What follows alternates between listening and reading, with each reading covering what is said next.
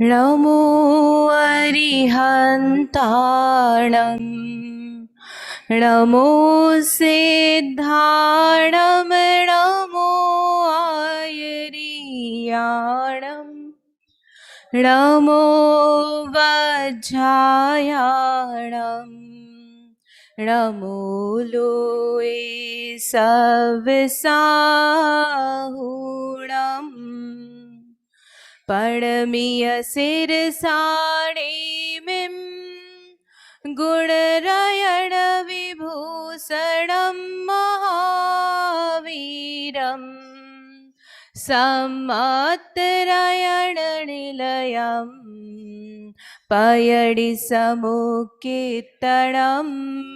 वोच्छम् नमियूरणेमि चन्दम् असहाय पराक्रमं महावीरं बन्धुदय सत्यजुतम् ओघादेशे थवं वोच्छम्।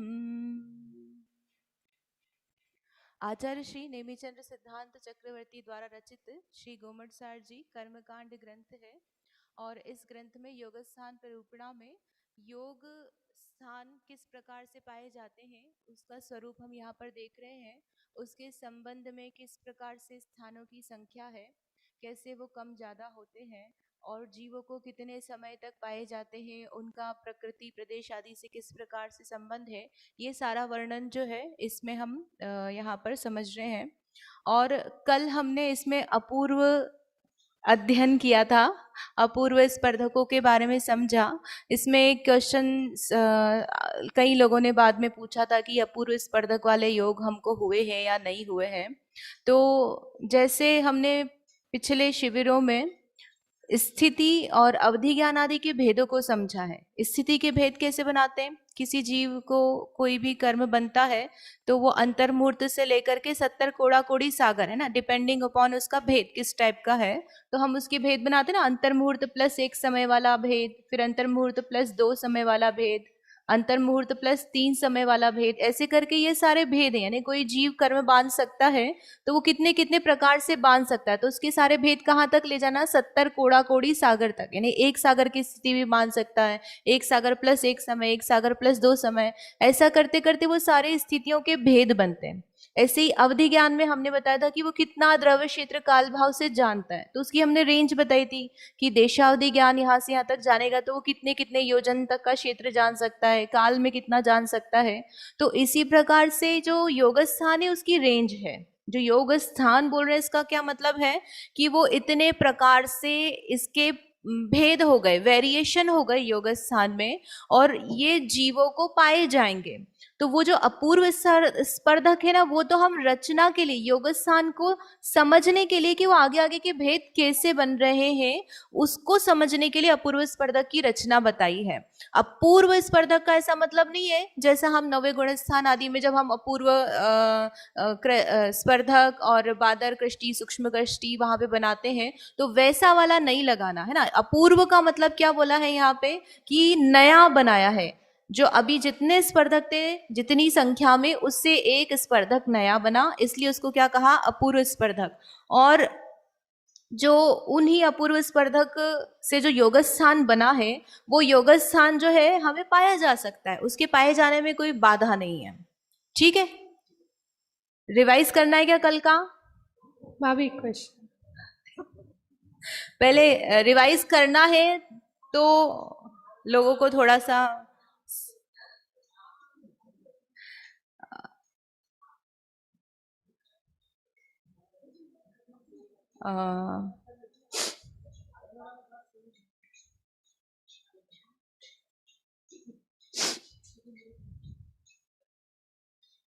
जो द्वितीय योगस्थान कैसे बना है ये तो समझ में आया था ना कि जगन्य स्पर्धक था, मतलब जगन्य योगस्थान था। उस जगन्य योगस्थान को हमने जगन्य स्पर्धक के फॉर्म में लेकर आए थे। जगन्य स्पर्धक के फॉर्म में लाए थे यानी कि उसकी जितनी शक्ति है उस शक्ति को जगन्य स्पर्धक से भाग दिया और उसके अनुसार उसको बांट दिया। ऐसे कितने सारे जगन्य स्पर्धक बन रहे हैं।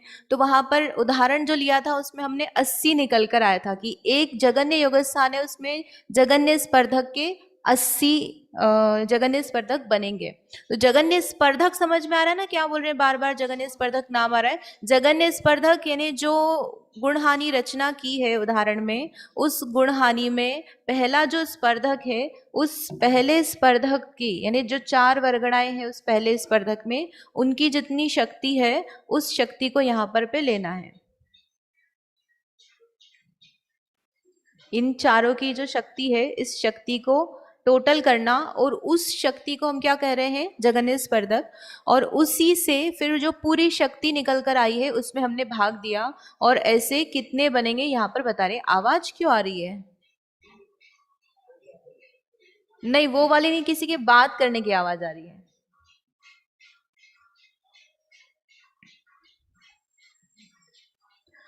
तो इसमें उदाहरण से हमने देखा कि कितने बनते हैं, और फिर उसके बाद में ये जो जगन्य स्पर्धक की शक्ति है वो पहले से दूसरे में कितनी बढ़ रही है, तो उसके लिए क्या कहा, सूची अंगुल बटे असंख्यात, है ना, इतने प्रमाण से आगे बढ़ेगी। बढ़ेगी इसका मतलब क्या है, जोड़ना है, उसमें गुणा नहीं कर रहे हैं, है ना। यहाँ पर 2 जगन्य स्पर्धक से शक्ति बढ़ी, तो इसका मतलब उसकी जितनी शक्ति है उन 2 स्पर्धकों की, जगन्य स्पर्धकों की, उस शक्ति को पूरे वर्गों में बांटना है।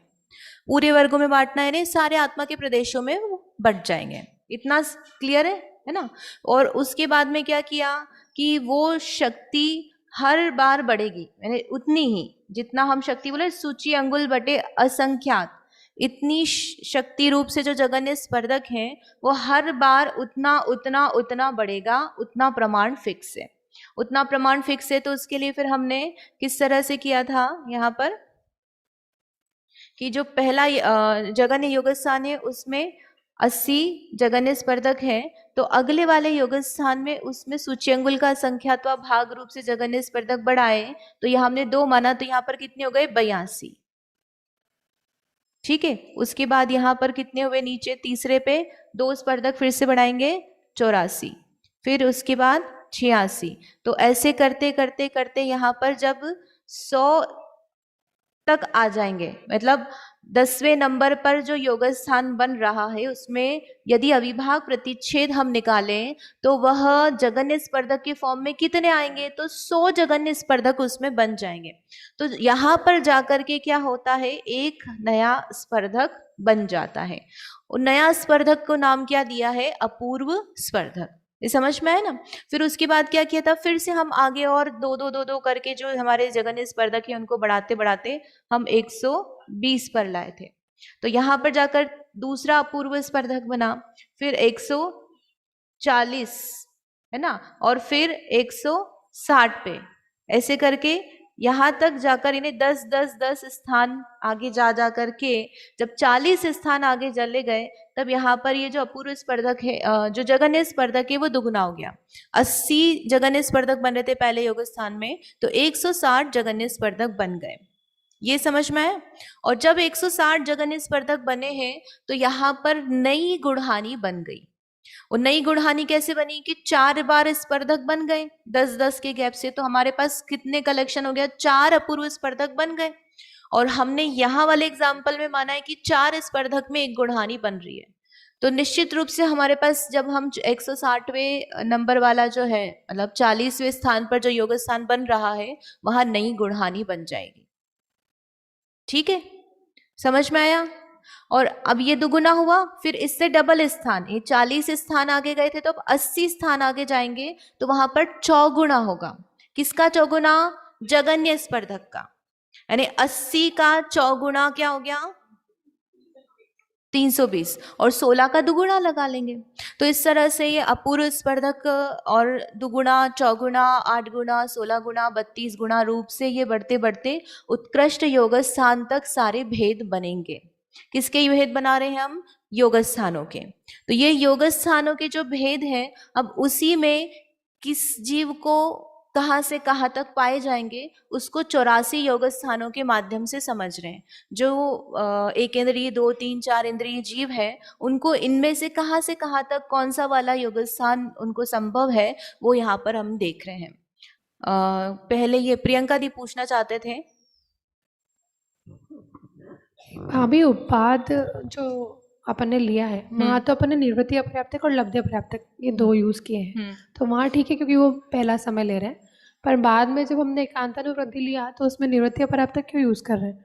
फिर तो वो पर्याप्तक हुआ ना, निर्वृत्ति अपर्याप्तक से तो आगे बढ़ गया ना। एकांतानुवृद्धि की परिभाषा क्या दी थी? जन्म के दूसरे समय से लेकर के शरीर पर्याप्ति पूरे होने के पहले, एक समय पहले, द्विचरम समय तक जो है काल, उसमें एकांतानुवृत्ति योग पाया जा रहा है। उसकी डेफिनेशन ही है कि पर्याप्त नहीं होगा, उसके पहले तक ही होना है उसको, इसलिए वहां पर उसको अपर्याप्त में लिया है। ठीक है, और फिर उसके बाद नहीं यूज करेंगे हम उसको। हाँ, उसका काल मतलब वो है ही वही, उसी समय ही पाया जाएगा, जब तक पर्याप्त नहीं हुआ है तब तक। ये जो इस वाले पूरे प्रकरण में दृष्टांत तो समझ में आ गया था। जो वास्तविक गणित इसमें समझाया है गाथा 231 के बाद वाली स्लाइड में, वो एक बार समझना चाह रहा था मैं, कि कितने योग स्थान जाने पर जगन्य योग स्थान से दुगुना योग स्थान होता है। तो जो कहा कि श्रेणी के असंख्यात विभाग प्रमाण जगन्य स्पर्धक बढ़ने पर कितने योग स्थान होंगे, तो ये एक बार थोड़ा सा गणित समझा दीजिए।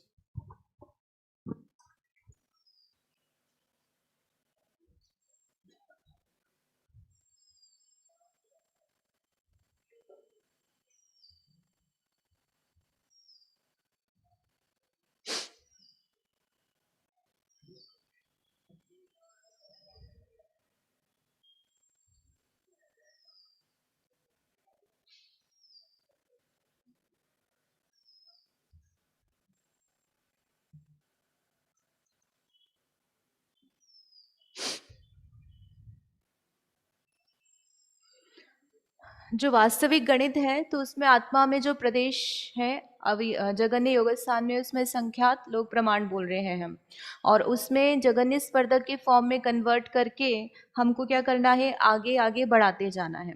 तो सूची अंगुल बटे असंख्यात प्रमाण जगन्य स्पर्धक बढ़ने पर एक योग स्थान बढ़ता है। तो श्रेणी बटे असंख्यात प्रमाण जगन्य स्पर्धक बढ़ने पर कितने योग स्थान होंगे, यानी जो हम 40 ले रहे हैं, 80 से जाकर 160 जहां पर हुए, तो हमने कहा 10-10-10 पूर्व स्पर्धक करके जाकर के 40वें स्थान पर दुगुना हुआ है। तो वो जो 40 निकाल रहे हैं हम ना, श्रेणी बटे असंख्यात प्रमाण जगन्य स्पर्धक बढ़ने पर कितने योग स्थान होंगे, तो श्रेणी बटे असंख्यात है ना, उसको हमने दुगुना करा, तो वहां पर कितने योग स्थान होंगे, योग स्थान कितने आ गए उसके बीच में, यानी वो 40 संख्या जो निकाली वो कैसे निकल कर आ रही है। ये जो यहाँ पर निकल रहे कितने योग स्थान होंगे, तो ये जो निकालना है हमको, यहाँ 40 संख्या कैसे निकल कर आ रही वो निकालना है।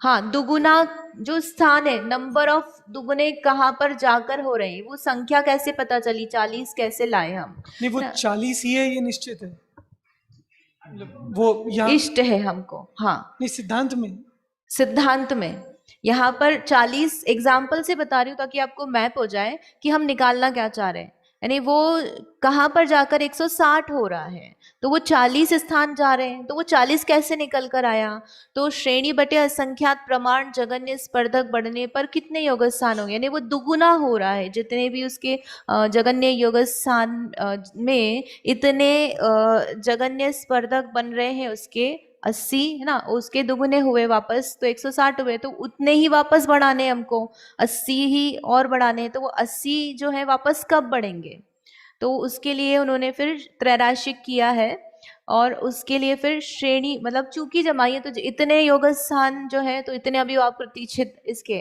जगन्य स्पर्धक इतने बढ़ रहे हैं, तो उसमें हम किससे भाग लगाएंगे, जितना हमको चाहिए, तो श्रेणी बटे असंख्यात उसमें भाग दिया, सूची अंगुल बटे असंख्यात का, तो ये निकल करके आया इसमें ना, यहाँ बटे जो है सभी में छूट गया है। इसको एग्जाम्पल में आप देखोगे तो बहुत जल्दी समझ में आएगा, वापस से आप एग्जाम्पल देख लो तो मैप जल्दी हो जाएगा इसमें।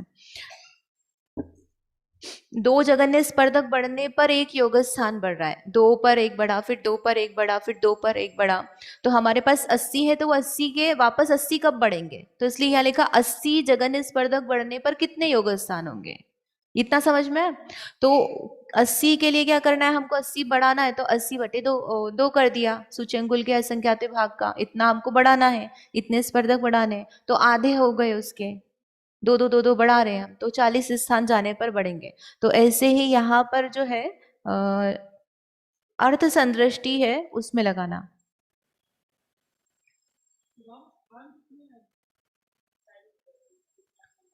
जगत श्रेणी का संख्यात्वा भाग नहीं, पूरे नहीं, हमने कल बताया था ना कि आप जगत श्रेणी का संख्यात्वा भाग अनेक प्रकार से हो सकता है, जैसे पल्ले का संख्यात्वा भाग बोलते हैं ना हम, तो उसके भी असंख्यात असंख्यात आप कितनी भी बार भाग दे दो तो भी वो पल्ले बटे असंख्यात ही कहलाता है, और उसके आंसर में भी असंख्यात आएगा, यानी इतनी बार हम उसका असंख्यात कर सकते हैं। इसी तरह जगत श्रेणी का संख्यात्वा भाग जो योग स्थान बोल रहे हैं वो ज्यादा है, बहुत ज्यादा है, और जो हम यहाँ पर ले रहे हैं जहाँ पर दुगुना हो रहा है वो बहुत कम है।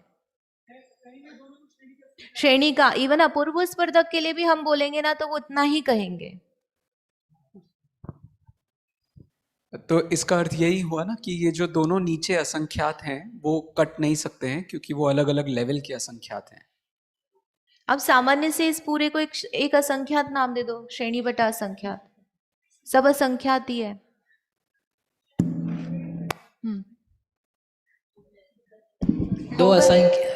दो असंख्यात दिखे तो अपन उसको जैसे 10 और 10 दिखता है तो क्रॉस कर देते हैं, वैसा जादू यहाँ पे नहीं होता है, क्योंकि यहाँ पे वो असंख्यात जो है वो अनेकों प्रकार के हैं, है ना, तो उसको अपन ऐसे सिंपली कट कर देंगे तो अपन बहुत जल्दी कहीं और पहुंच जाएंगे।